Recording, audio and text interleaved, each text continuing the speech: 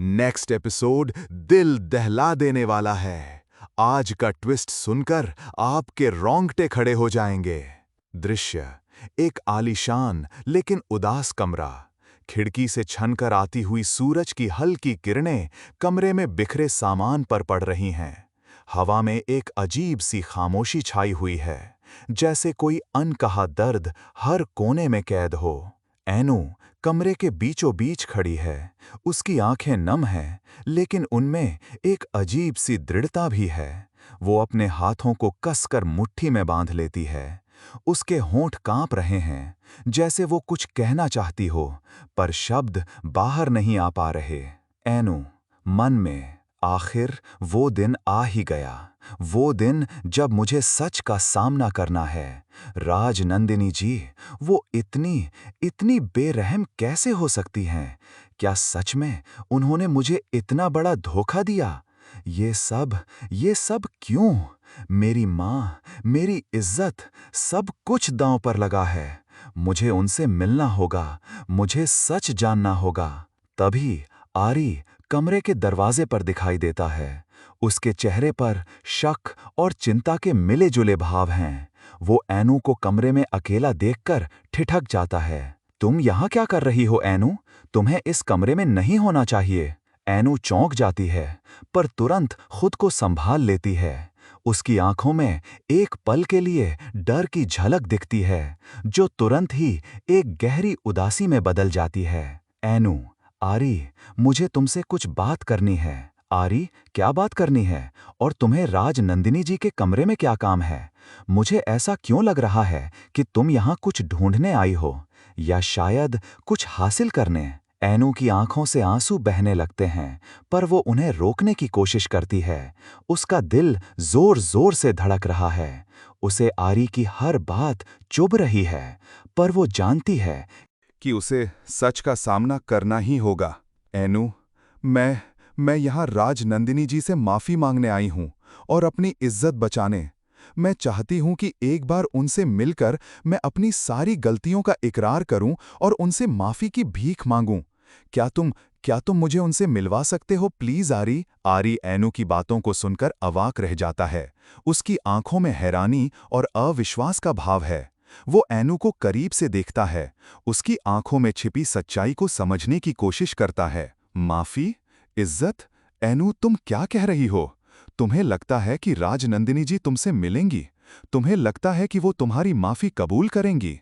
पर मुझे उनसे मिलना ही होगा। मैं बीच में टोकते हुए, उसकी आवाज़ में एक अजीब सी उदासी और दर्द है। एनू, तुम नहीं समझ रही हो। मैं तुम्हें राज नंदिनी जी से नहीं मिलवा सकता। एनू के चेहरे का रंग उड़ जाता है। उसकी सांसें जैसे थम सी जाती हैं। वो आरी को अविश्वास से देखती है, जैसे वो उसकी कही बात पर यकीन नहीं कर पा रही हो। क्यों नहीं मिलवा सकते? क्या वो मुझसे मिलना नहीं चाहती? आरी की आंखें नम हो जाती हैं। वो गहरी सांस लेता है, जैसे खुद को हिम्मत दे रहा हो। कमरे की खामोशी और भी भारी हो जाती है। खिड़की से आती रोशनी अब धुंधली लगने लगती है। एनू, राज नंदिनी जी, वो अब इस दुनिया में नहीं है। ये सुनकर एनू के पैरों तले जमीन खिसक जाती है। वो कांपने लगती है। उसके हाथ कांपते हुए आरी के कंधे को पकड़ लेते हैं, जैसे वो गिर न पड़े। एनू फुसफुसाते हुए, नहीं, नहीं, ये सच नहीं हो सकता। तुम झूठ बोल रहे हो आरी। तुम मुझे डराने की कोशिश कर रहे हो। आरी की आंखों से आंसू बहने लगते हैं। वो धीरे से अपना सिर हिलाता है। आरी, नहीं एनू, ये सच है। राज नंदिनी जी, वो अब हमारे बीच नहीं रहीं।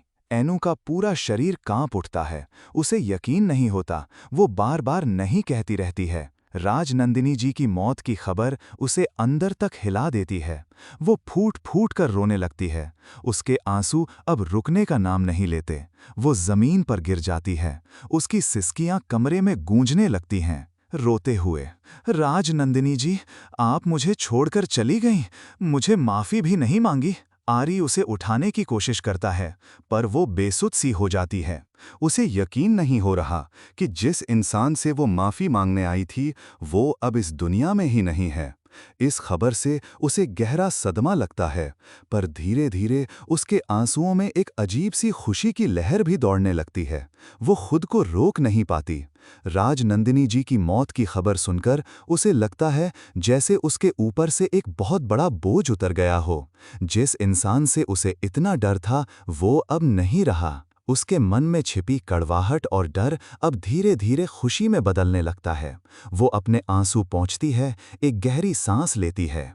एनु मन में एक फीकी मुस्कान के साथ, वो चली गईं। आखिरकार वो चली गईं। अब मुझे किसी से डरने की जरूरत नहीं। मेरी इज्जत, मेरा सब कुछ अब सुरक्षित है। वो उठ खड़ी होती है। उसकी आंखों में अब भी आंसू हैं, पर उनमें एक नई चमक है। एक अजीब सी राहत और खुशी का भाव है। वो कमरे से बाहर निकल जाती है, जैसे कोई कैदी आज़ाद हो गया हो। वो सीधे अपनी सहेली के पास जाती है, जो उसका इंतजार कर रही हो। होती है, एनु अपनी सहेली से हाँफते हुए। तुम्हें यकीन नहीं होगा, तुम्हें यकीन नहीं होगा। उसकी सहेली घबरा कर उसे देखती है। एनु की आंखों में आंसू और मुस्कान का अजीब मिश्रण है। राजनंदिनी जी, वो अब नहीं रहीं, वो मर गईं। वह अपनी सहेली को गले लगा लेती है और दोनों मिलकर रोने लगती हैं। पर एनु के रोने में दुख से ज्यादा एक अजीब सी खुशी और राहत है, जैसे उसे वो सब कुछ मिल गया हो जिसकी उसे तलाश थी, भले ही वो राजनंदिनी जी की मौत के रूप में ही क्यों ना हो। इस खबर ने एनु की जिंदगी को एक नया मोड़ दे दिया है, और अब आगे क्या होगा ये तो वक्त ही बताएगा। अगला एपिसोड सुनकर आपको पता लग जाएगा। चैनल को सब्सक्राइब कर दें ताकि लेटेस्ट अपडेट्स मिस ना हों।